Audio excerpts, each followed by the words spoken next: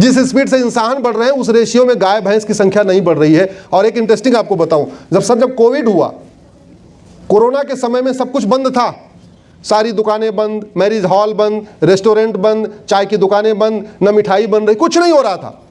आपने कहीं सड़क पे दूध फैलते हुए देखा क्या? जोर से बताइए जरा। नहीं। हमारे देश में इतना ही दूध पैदा होता है कि जब पूरा देश बंद हो तो लोगों को पीने के लिए मिल जाए। आपने कभी कल्पना सोचा नहीं कि कोरोना के समय में दूध कहीं फैला तो नहीं, सब लोग पी गए। अब जब कोरोना के बाद सारे रेस्टोरेंट चल रहे हैं, शादी विवाह भी हो रहा है, होटलें भी चल रही हैं, तो फिर वो गाय भैंस ने दूध बढ़ाया तो नहीं? तो दूध आ कहां से रहा है? गाय और भैंस का जितना दूध कोरोना में था उतना अभी भी है। जो जितना 4 लीटर 5 लीटर पहले दे रही थी उतना अभी भी दे रही, तो बढ़ा कैसे? Population explosion. मैं आप लोगों से आग्रह ही कर रहा हूं, क्योंकि आप लोग अच्छे कॉलेज में पढ़ते हैं, दीनदयाल कॉलेज में पढ़ते हैं, अपनी इसकी रेपुटेशन है, आप यहां से एक इनिशिएटिव शुरू करें, मन में एक कोई चीज ले लें और उसके ऊपर लिखना शुरू करें। भारत की जो सबसे बड़ी समस्या है वो है पॉपुलेशन एक्सप्लोजन। दुनिया में सबसे ज्यादा बच्चे भारत में पैदा होते हैं, 90,000 बच्चे रोज पैदा हो रहे हैं। चीन जिसका क्षेत्रफल हमसे 3 गुना ज्यादा है, वहां 45,000 बच्चे पैदा हो रहे हैं, और भारत जिसका चीन का क्षेत्रफल 1/3 है, वहां 90,000 बच्चे रोज पैदा हो रहे हैं। अमेरिका जिसका क्षेत्रफल हमसे 3 गुना ज्यादा है, वहां 11,000 बच्चे पैदा हो रहे हैं, और भारत में कितने हो रहे हैं? 90,000।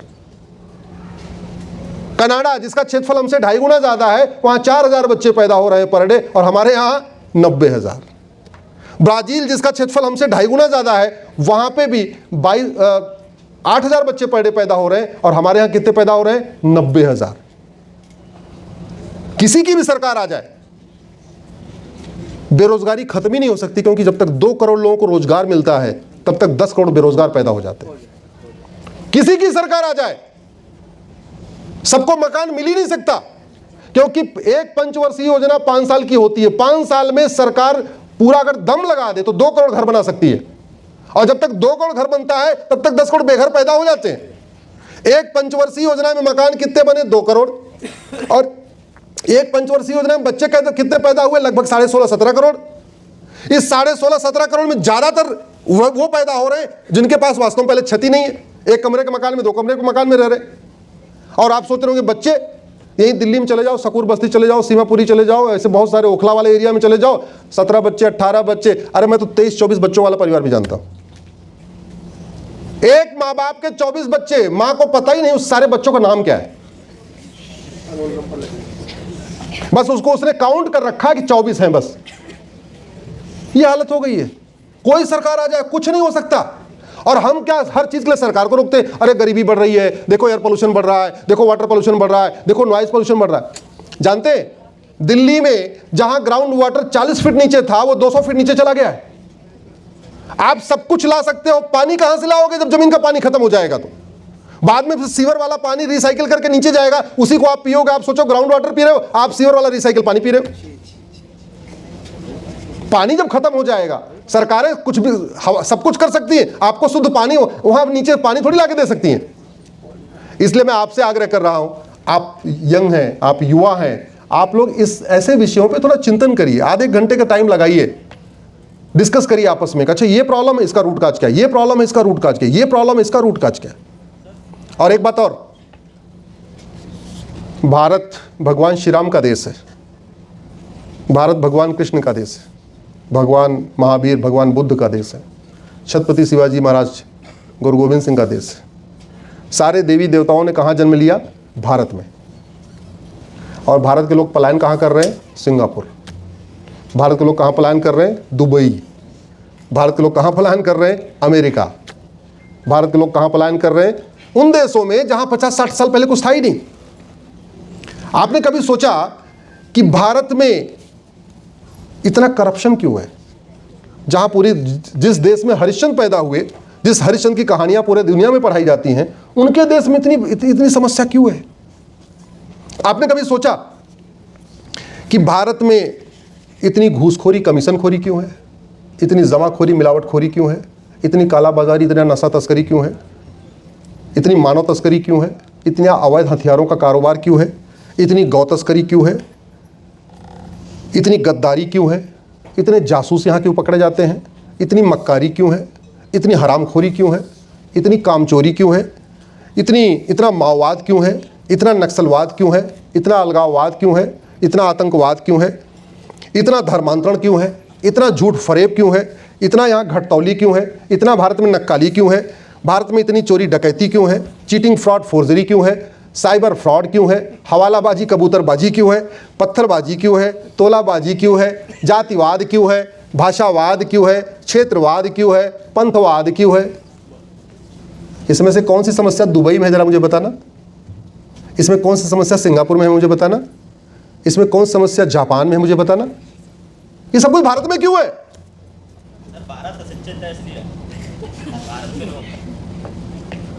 भगवान श्री राम ने कहा था भय बिन होए न प्रीत।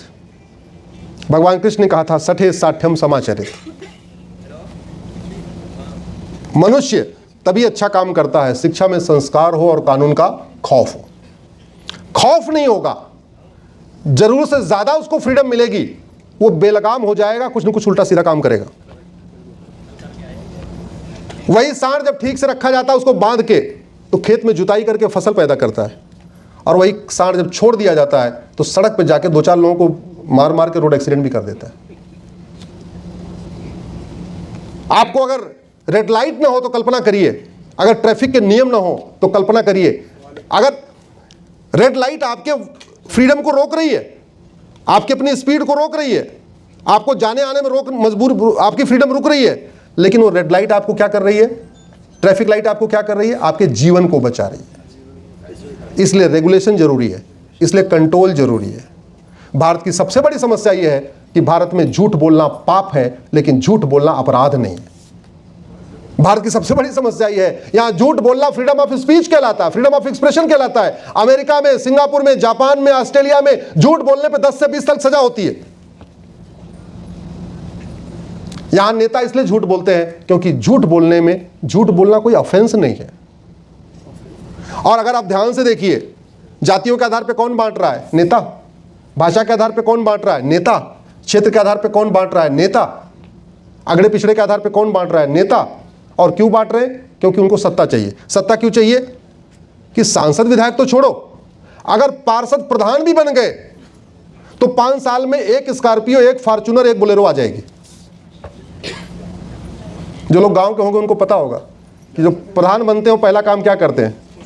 स्कॉर्पियो, बोलेरो, फॉर्च्यूनर ही खरीदते हैं। पहले बुलेट लेते हैं। देखो ये भी है। तुम बिहार के हो क्या? यूपी? हाँ, वहाँ बुलेट भी लेते हैं। सही कह रहे हैं। यूपी बिहार वाले पहले बुलेट लेते हैं। पहले साल में बुलेट लेते हैं, अगले साल स्कॉर्पियो लेते हैं। 5 साल में सारी गाड़ियाँ आ जाती हैं। क्यों? क्योंकि हमारे यहाँ भ्रष्टाचार के खिलाफ कठोर कानून नहीं है। जिस देश में भ्रष्टाचार और झूठ सबसे जघन्य अपराध था, उस देश में भ्रष्टाचार एक आम चीज़ हो गई है। अब तो लगता है अच्छा भ्रष्टाचार करे तो ठीक है, किया तो किया। 70,000 करोड़ का कॉमनवेल्थ घोटाला हुआ, ठीक है, हो तो हो गया। 1,76,000 करोड़ का कोयला घोटाला 2G हो गया, हो गया। 1,86,000 करोड़ का कोयला घोटाला हो गया। भारत का जुडिशल सिस्टम सड़ चुका है, भारत का पुलिस सिस्टम सड़ चुका है, भारत का एडमिनिस्ट्रेटिव सिस्टम सड़ चुका है, और भारत की शिक्षा व्यवस्था वही गुलामी वाली चल रही है। तो बदलाव तब आएगा जब व्यवस्था बदलेगी। एक बात याद रखिए, डॉक्टर बदलने से बीमारी ठीक नहीं होती, बीमारी ठीक होती है दवाई बदलने से।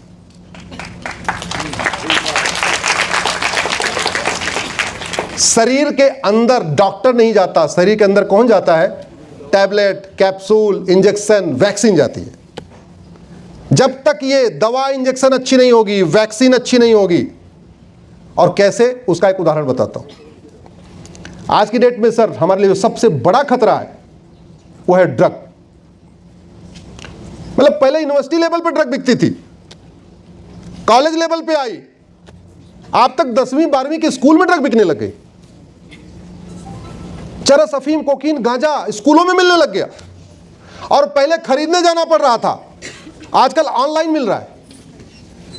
अभी मेरे लेटेस्ट जानकारी में आया कि 4-5 वेबसाइट है, वहां पे कहने को खान-पान का सामान मिलता है, लेकिन उस खान-पान के साथ ड्रग मिलती है।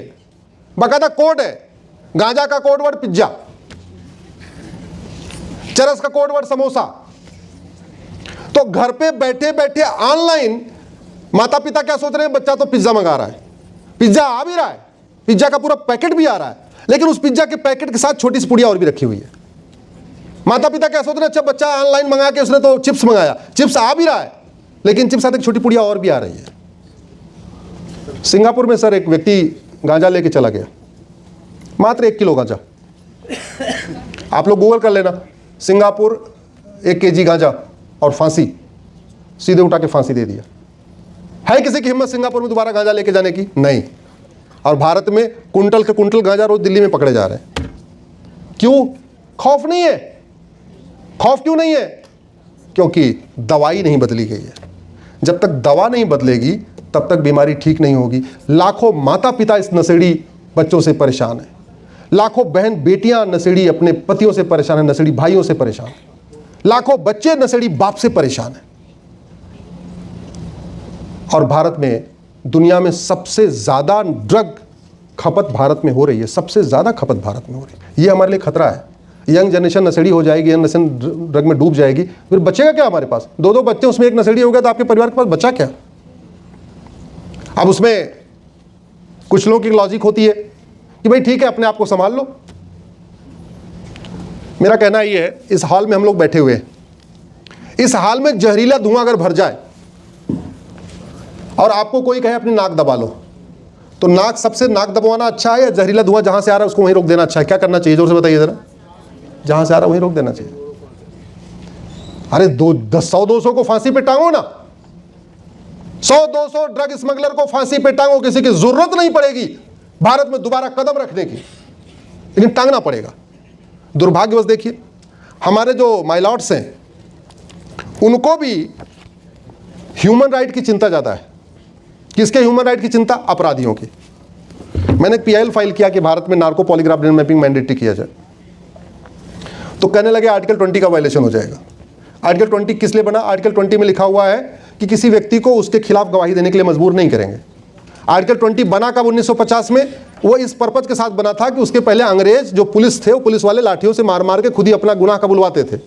उसको प्रोटेक्ट करने के लिए आर्टिकल 20 में कह दिया भैया कि कोई जो है खुद अपनी गवाही के लिए मजबूर नहीं करेंगे। लेकिन आर्टिकल 20 में ये थोड़ी रोका हुआ है कि आप जो है narco polygraph brain mapping test नहीं कर सकते, आप टेक्नोलॉजी का यूज नहीं कर सकते। कर सकते। कई बार ऐसे लगता है कि narco polygraph brain mapping test बन जाएगा तो ये जो बोरियों में नोट का भर भर के मिलती है ना, उसके असली वाले को नाम आ जाएगा। अभी ये दिल्ली में हुआ था ना, बोरों के नोटों की बोरी मिली थी ना होली के दिन। कितने लोगों को पता है? होली वाले दिन जज साहब के यहाँ नोटों की बोरी मिली थी। और अभी तो एक जज साहब बदनाम है। अगर उनका जज साहब का narco polygraph brain mapping test हो जाए तो पता चला पूरी चेन बन जाएगी कि किसने दिया, क्यों दिया, कौन से मुकदमे के फैसले के दिया, कौन का 4-6 लोग और उसमें फंस जाएंगे। इस देश में narco polygraph brain mapping test इसीलिए नहीं बन रहा है कि पूरी सबकी ना वो सबकी जन्म कुंडली बाहर आ जाएगी, नहीं तो बनना चाहिए था। अमेरिका में डेविड कोलमैन हेडली पकड़ा गया, एक आतंकवादी था। उससे पूछा तूने रेकी किया क्या? बोले हाँ रेकी किया। आतंकवादी इतना ईमानदार हो सकता है क्या भारत में? जरा जोर से बोलिए। नहीं। अमेरिका का आतंकवादी भी ईमानदार है। उससे पूछा रेकी किया? बोले हाँ रेकी किया। जानते क्यों? बता दिया, क्योंकि रेकी करने की सजा 5 साल है और झूठ बोलने की सजा 10 से 20 साल है। उसने ईमानदारी से कह दिया रेकी किया तो 5 साल की सजा होगी। अगर कह देता रेकी नहीं किया, उसका narco polygraph brain mapping test होता, फिर उसको 15 साल सजा होती या 20 साल सजा होती। इसलिए बोला हाँ जी कर दिया, हाँ किया। ये फर्क पड़ता है। सठे साठ्यम समाचरित भय बिन होए न प्रीत, ये भारत का सिद्धांत रहा है। मैं आप सारे युवाओं से आग्रह करता हूँ, सारे गुरुजनों से आग्रह करता हूँ, सारे अध्यापक जन से आग्रह कर रहा हूँ, भारत की व्यवस्था बदलवाने में सहयोग करिए। भारत की व्यवस्था बदलवाने में आप अपना आगे आइए। और अंत में आप लोग ज़रा पीछे खड़े हो जाइए, एक नारा लगाइए खड़े होके।